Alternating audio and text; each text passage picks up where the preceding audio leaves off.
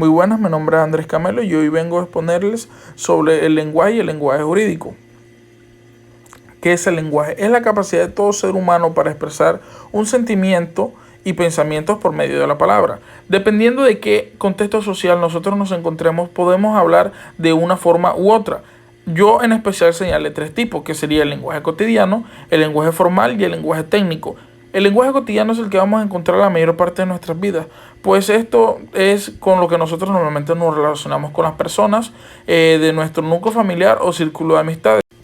Este tipo de comunicaciones normalmente no requieren ningún tipo de lenguaje técnico, es un lenguaje más relajado.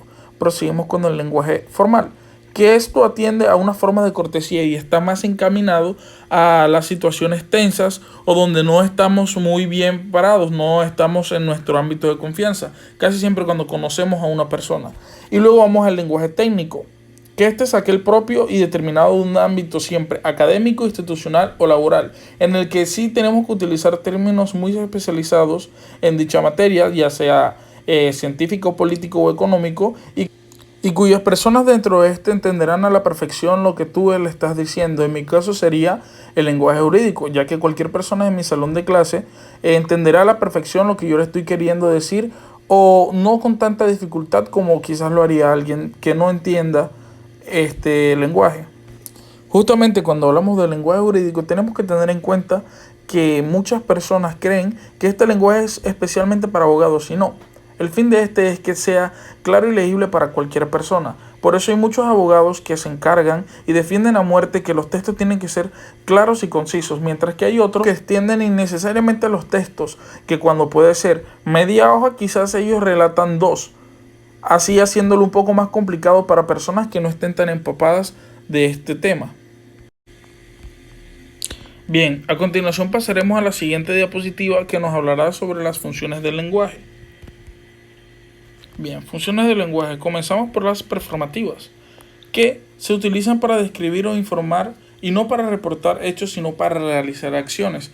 ¿A qué hago referencia con esto? Por ejemplo, cuando estamos en un bautizo y el padre dice te bautizo, está dicho por el sacerdote como la acción que él va a realizar. O cuando el jefe militar dice declaro la guerra a Polonia, están haciendo alusión a las acciones que van a realizar. Pasamos a la función directiva, que se emplea para lograr un determinado comportamiento y se emplea mediante órdenes o directivas. Casi siempre este es dado por una figura de autoridad. Por ejemplo, cuando el juez dice silencio en la sala, por favor. O cuando la maestra en cuestión te pide que por favor haga silencio. Estas son dadas con órdenes porque vienen de un modelo de autoridad. Proseguimos con el siguiente. La función normativa. Esta es la que permite guiar perceptivamente algunas actividades humanas y está constituida por normas, reglamentos, leyes, reglas, decretos y prohibiciones. Entonces, ¿qué quiero decir con esto? Que si el toque de queda dice que no se puede estar en la calle a partir de las 8 de la noche, todo el que esté por fuera después de dicha hora está incumpliendo la ley y por tanto será penado. Pasamos ahora a la función informativa o referencial, y esta se cumple en textos cuya finalidad es informar a otros de un hecho, evento o situación.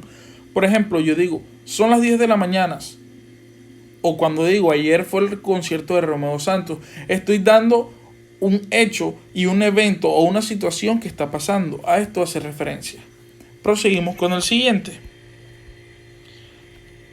Proseguimos con la siguiente, que esta es la función evaluativa, que se valora la conducta del sujeto u objeto para dar un veredicto en donde este puede ser bueno o malo. Por ejemplo, en un examen, Andrés se equivocó en todas las respuestas del examen, por tanto tiene nota mala. Entonces me estoy fijando en un sujeto, un objeto, en una acción que realizó esta persona para dar una calificación. Ahora vamos a qué es el lenguaje jurídico. El lenguaje jurídico es aquel que utilizan los abogados, jueces, magistrados, procuradores para todos aquellos profesionales relacionados con las leyes, ¿A qué me refiero con esto? No que todas las personas no sean capaces de entender el lenguaje jurídico, sino que va más encaminada a los del mismo medio. Entonces los ciudadanos también tienen derecho de leer las sentencias y demás resoluciones judiciales, pero siempre y cuando estas estén redactadas de manera clara, el usuario te va a entender. Entonces tenemos que tener una sintaxis muy sencilla en donde se abduzcan todos los argumentos coherentes y se cumplan con las expectativas a la hora de leer un documento de esto, siempre y cuando tenemos que tener en cuenta que no se puede perder el rigor del lenguaje técnico. Entonces podemos concluir que el lenguaje jurídico tiene que ser un lenguaje transparente para que todos los que consumimos el derecho, desde el notario hasta el profesor, desde el juez hasta el magistrado, entiendan que la justicia tiene que ser algo transparente y el derecho comprensible. Con esto doy por terminada mi intervención, espero que haya sido de su agrado.